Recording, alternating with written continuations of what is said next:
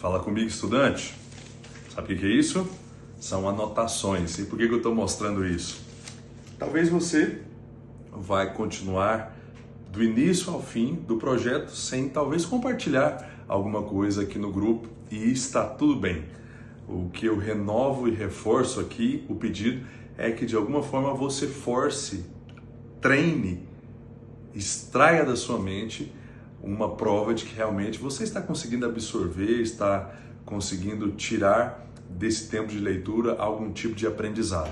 E nada melhor do que anotar, que seja eletronicamente, seja em papel, independente da forma, faça isso. Melhor ainda se você compartilhar com a gente aqui, mas está tudo bem se você não fizer isso. E também está tudo bem se talvez você compartilhar alguma coisa que não seja correta. Hoje, citando aqui um exemplo, nós tivemos alguém que mencionou um autor errado de um livro do Novo Testamento. Tá tudo bem, nós tivemos pessoas que rapidamente já fizeram a observação e foi um momento de crescimento coletivo, onde todos saíram aí aprendendo. Eu estou muito contente de estrear aqui com vocês mais um livro. E agora nós vamos observar algumas informações sobre o Evangelho de João. O Evangelho de João é diferente dos outros três que nós temos. Mateus, Marcos e Lucas são chamados de evangelhos sinóticos. Eliezer, o que é isso? A ideia é que eles se complementam, eles têm estilos muito semelhantes na escrita, na forma de apresentar as histórias, as ideias, e eles são como três faces de uma mesma moeda, são muito similares. Só que João, diferentemente dos outros três, ele tem uma escrita diferente. E logo no capítulo 1 nós temos essa expressão mais filosófica, onde ele escreve talvez de forma mais poética, mais figurada, dando a entender aí que se trata do mesmo personagem, são as mesmas histórias, mas as características são diferentes dos outros. E nós temos aqui João como sendo o evangelho mais tardio. Todos os outros três, nesse momento, já tinham sido escritos, mas mesmo assim, ele faz questão de deixar a sua versão da vida e da trajetória de Jesus. Se por um lado Mateus destaca o fato de Jesus ter sangue azul, ele ser o rei dos reis, e por outro lado Lucas destaca o fato de Jesus ser humano, temos uma ênfase na humanidade de Jesus. Agora nós temos João enfatizando, destacando a divindade de Jesus. Ele deixa bem claro que Jesus é um ser supremo, ele está acima de tudo, de todos, e ele inicia dizendo que ele e o Pai são uma só pessoa. Ele diz que o Verbo, se referindo a Jesus, estava com Deus e o Verbo era Deus. E aqui nós aprendemos que tudo que existe, tudo que os nossos olhos talvez nem conhecem ainda, foi criado através de Jesus. E eu digo que João tem um aspecto mais filosófico aqui, porque ele escolhe uma palavra especial para se referir a essa capacidade criativa e poderosa de Jesus. Ele se refere a Jesus como o Verbo.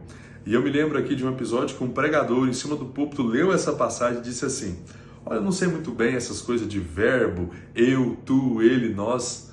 A gente sabe que isso é pronome, mas é algo básico do nosso português que nos ajuda aqui a compreender esse poder de Jesus. O que João está querendo dizer aqui e nos ensinar quando ele se refere a Jesus como verbo, verbo no nosso vocabulário é palavra que define ações, comer, correr, brincar, falar e assim por diante.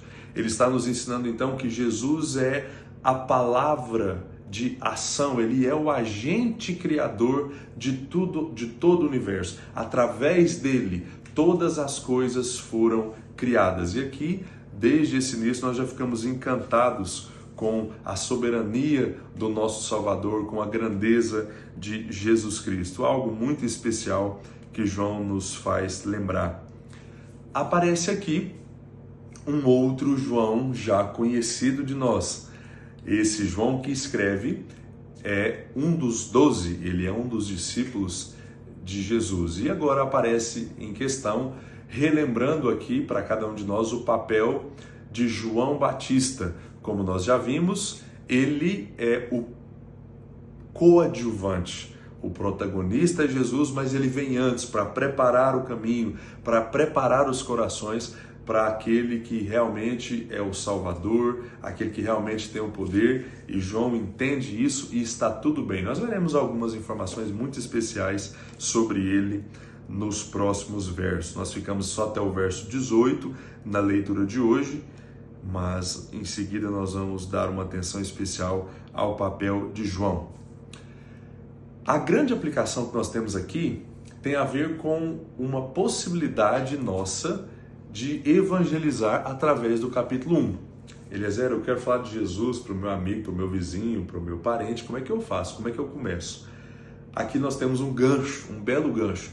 Sabe quando alguém diz assim, olha, me dá isso aí que eu também sou filho de Deus, ou todo mundo é filho de Deus. Já ouviu isso? É uma ótima ocasião para a gente dizer assim, epa, todos foram criados por Deus, todos são criaturas de Deus, mas filhos não. Filho é outra coisa, fazer parte da família de Deus é um outro assunto. E através do verso 11 e 12 você pode evangelizar alguém. Como? Aqui João diz que Jesus veio para os seus, mas os seus não o receberam. Quem são esses? Representados aqui pela palavra seus. Jesus era judeu e inicialmente ele chega ao país em que viviam a grande maioria dos judeus. Ele chega para Israel para apresentar o caminho da salvação, para pregar para o seu povo. Mas será que ele foi bem recebido? Será que ele foi acolhido?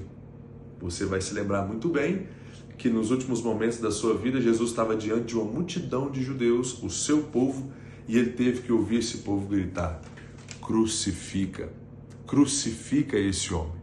Ele não foi bem recebido. A grande maioria do seu povo o desprezou, mas entra em cena uma palavra muito pequena, mas muito oportuna para nós. O texto diz, mas todos que o receberam têm o poder, têm o direito, têm a condição de ser transformado em um filho de Deus.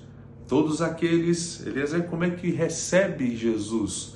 Todos aqueles que por meio da fé depositarem a sua confiança, a sua inteira confiança em Jesus, crendo que a morte dele naquela cruz romana é suficiente para o perdão dos nossos pecados, crer que ele morreu como nosso substituto, ao invés de nós sermos punidos e mortos, ele fez isso por ser inocente. Deus considerou que aquela obra, aquele sacrifício seria suficiente para cobrir os nossos pecados. Essa é a melhor notícia do mundo. Essa é a mensagem do Evangelho.